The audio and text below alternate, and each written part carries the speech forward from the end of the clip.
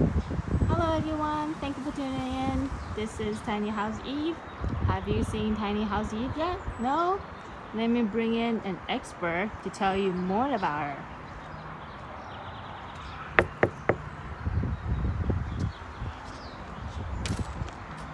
Oh, hi! Welcome to Tiny House Hi. Eve. Alright, so I got a special treat for you guys today. Wanted to share a little bit about the outside of our tiny home. So, as with anything, if you have any comments, questions, or suggestions, go ahead and drop them below. If you haven't already, feel free to subscribe and look for our future videos by hitting that notification button. Where do I start? Well, first and foremost, the dimensions on this is 30 foot long. It's on a dual axle, and it's 8.5 wide by 13.5 tall. Just to kind of give you a general idea, the outside is vinyl siding. We chose a color called Cabot Blue. We chose this simply because it was maintenance free, and that's kind of lifestyle we wanted to have, which was a very maintenance free lifestyle. So that was kind of the number one priority within our decision making. Right off the bat, I guess we'll start off with the tires. So dual axle. Since it's dual axle, my understanding is that each one of these supports 7,500 pounds. So we have two of those, so that's what 15,000 pounds of capacity. Right here in the middle, we decided to install one of these X-Chocks. The basis behind that is to reduce the amount of swaying that's, I guess, going back and forth. So ever since we had that installed, it's definitely noticeable. We do highly recommend this, especially if you're going to be living in one of these tiny homes. In addition to that, we also decided to have these chocks as well to further enhance, I guess, any kind of movement that resulted from, I guess, the wheels itself. These are Camcos, pretty easy to find on Amazon. I guess moving forth, as far as the plumbing goes, we have a gray water pump. It's a Sandy Bite 3. The capacity on this is, I believe, something like 1.8 or if not 2.2 gallons capacity before it empties itself out. We have it basically connected to all the pipings underneath here using ABS piping, and it's just connected, I guess, from an outlet. So every time it gets up to a certain amount, it just flushes itself out. So where does it go?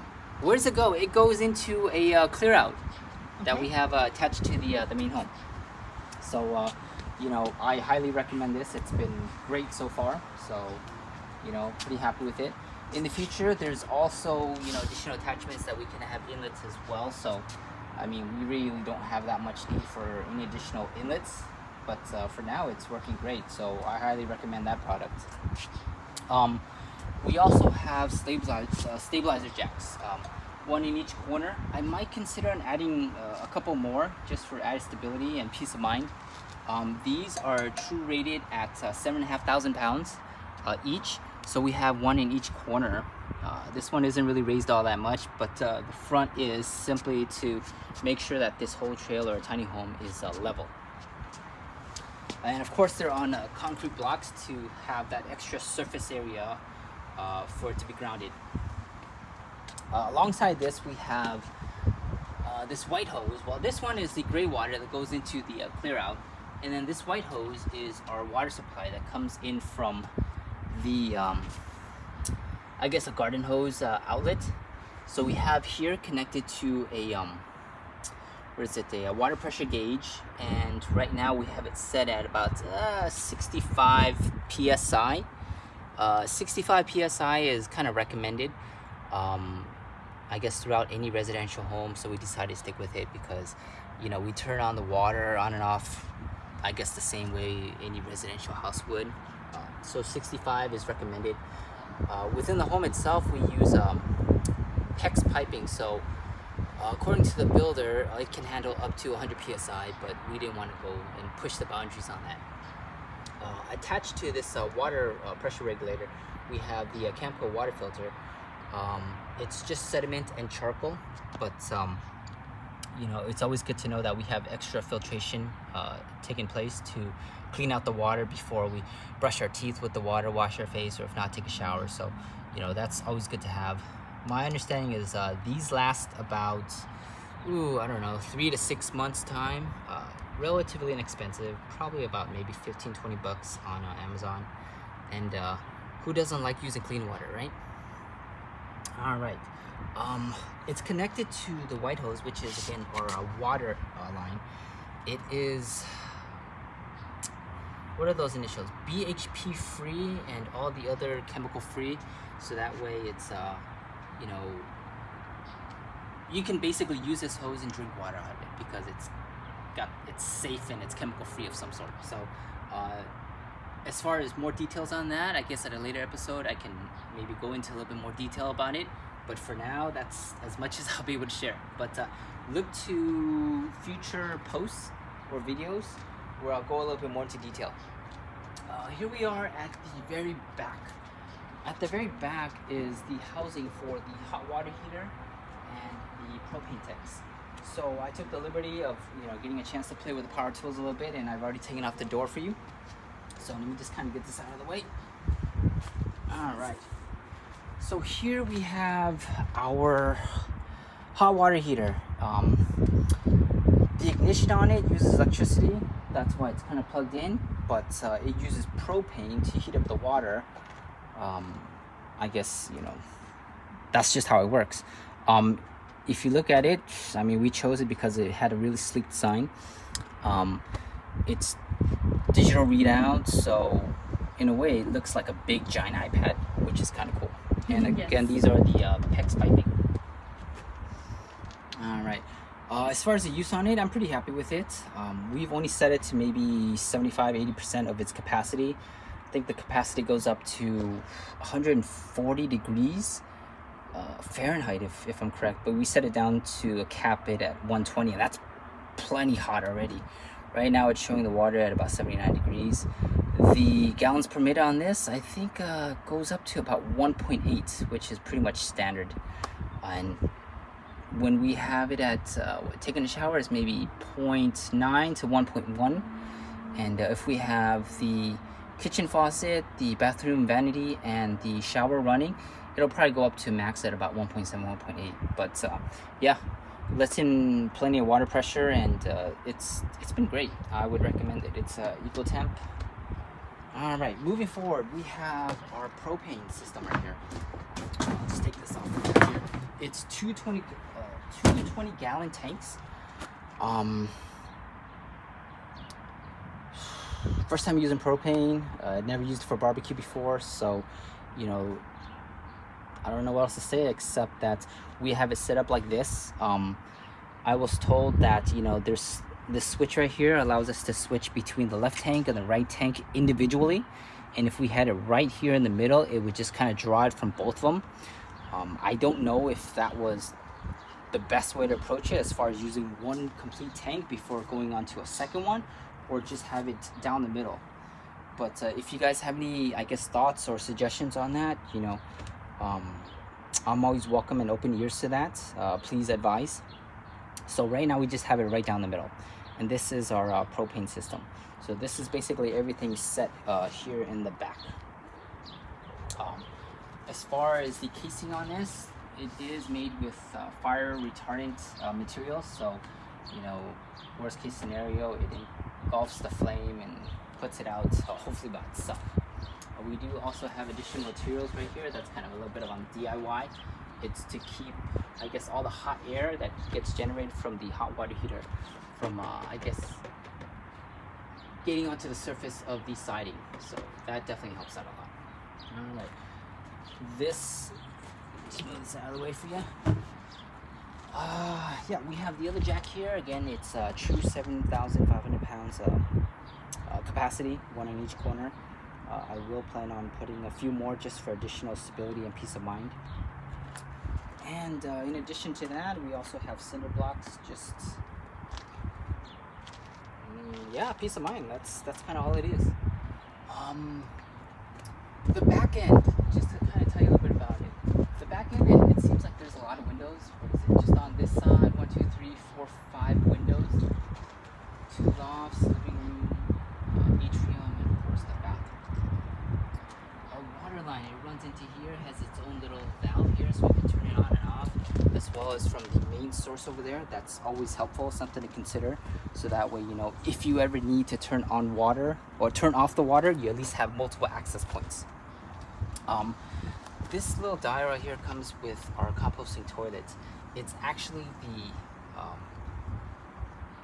what is it? The exit valve, if you want to call it that, where all the air that gets sucked out from the computer-sized fan of the Nature's composting toilet comes out here. It's got the mesh netting and everything else. All you have to do is just unscrew it, take it out, clean it if you need to. But I mean, you probably only need to do it like maybe once every year. Additionally, we have outlets here which are GFI plugs. So if, I don't know, you need to string some LED lights, Christmas lights and so forth, you always have an extra plug. It's got the water casing protection here, so when it does rain, it keeps the water out, which is always a nice feature. Currently, I have this running, powering the gray water pump that you saw earlier in the front. And yeah, I guess that's about it. Continuing on, we have the X-Chalk also. It's recommended, well, when you buy it, it comes in a pair. So we recommend that you have one on each side, ideally. And same concept, we still have these chalks here. Just to provide it from, I guess, shifting around. So far, so good. You know, when we're inside, if there was any kind of shake, it's very minimal. I'm kind of heavy-footed sometimes when I walk, but you know, Josephine doesn't really notice, so you know, I'm pretty happy about that. This is, I guess, the box that comes out from the sub panel that's on the inside. Right now, it's coming out to a 6 gauge cable. We just kind of tie strapped it and, you know, taped it around to keep, I guess, any kind of moisture from going in it. But it is already caulked and sealed all around. At a later time, I'll probably make that look a little bit better than just having a tie string on there. All right, but yeah, this atrium window right here. What is it? The window is 6 feet long by 3 feet Sorry, height. I can't back up any further. Okay, no worries. Well, you know. And then right above that, you'll see that this is our line right here that connects to our mini split. It's a Mitsubishi mini split. I believe it's either 10,000 or 12,000 BTUs, and we've had an opportunity to use it. Well, just basically just to test it, and it cools the place off real quick, and it heats the place up real quick. But if you ever decide to use the heat function, I highly suggest that you want to have a fan installed or a ceiling fan installed, simply because it helps circulate the heat a little bit better, especially in a tiny home. In it itself, we had to make sure that, you know, we had a condensation hose that comes out, because you'd be surprised by the amount of condensation that gets produced by the mini splits itself. So this is definitely a must. When I was playing around with it, I noticed that, you know, there was no condensation hose within it itself that was leading down. So I did a little cutout and had a DIY moment there. So, you know, we'll make it look a little bit prettier by maybe just putting a tomato plant underneath. We'll see. All right, but moving forward, so we got the 6 gauge cable that runs all the way to our 50 amp outlet. When we purchased it, we weren't sure about, you know, where we were gonna park it and if we had enough cable. So we just bought a whole reel. The reel itself was God, what was it? It was 100 yards. Yeah, that was a lot. We weren't sure how much we were going to use, but you know, we wanted to make sure that we had enough. And the same thing applied to the water hose. So we weren't sure how much we were going to use, but we wanted to make sure that we had enough. So going forth, I wanted to keep obviously the wire off the ground, so we're just using some bricks to keep it off the ground, and so forth. Alright, this is of course the other stabilizing jack. I'm not sure if you can zoom in right here and see it right here, but it does say 7,500 pounds capacity on each one of these. We have 4 of them. Okay. All right, rounding out.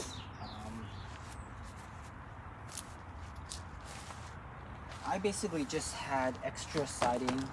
Decided to put it over the existing wire to block it from the sun, because I mean, over time, sun's going to do a lot of damage to anything, regardless, you know, how well insulated it is. So we have this running all the way to where the 50 amp outlet is. I'll show you a little bit more about where it's at and its function shortly. Want to just go take a look right now? You want to take a look? Okay, Yeah. cool. We'll come back. All right, so we have it all lined here. So cool. So again, we bought the whole reel. The whole reel was what, 100 yards? So we're left with, I would say, a good half spool. It wasn't like we were supposed to cut it apart and Sell it. And jump rope with it, but you know, we just put it back on the reel. Maybe it'll be useful some other time down the road. But it's connected to our Progressive Industry 50 amp with EMS. We do highly encourage that anybody who's going to be connected to, I guess, the 30 amp or the 50 amp, in which we have right here, to get one with EMS. It is extra protection. So look for that.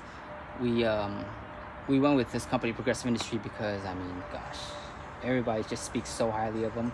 And after using it for such a long time and the amount of rain that we've had recently, it stood the test of time. So far so good. All right. If you want, I can talk a little bit about the mini split. Yes. So this is the mini split that we got. It's the Mitsubishi. I believe it's either 10,000 or 12,000 BTUs. So far so good. Heating is very efficient. Cooling is very nice. My understanding is that you're supposed to clean the filter out, I don't know, what, every 3 months to 6 months, depending upon, you know, how often you use it. But it comes in 2 parts, the heating cooling unit itself, and then this is, I guess, where the fan and all the activity takes place to provide the heating and cooling. Yeah, I'm not an expert on this, so, you know, if you are and you have something to share, then, you know, yeah, please contribute to the community. Wow, what else is there to say?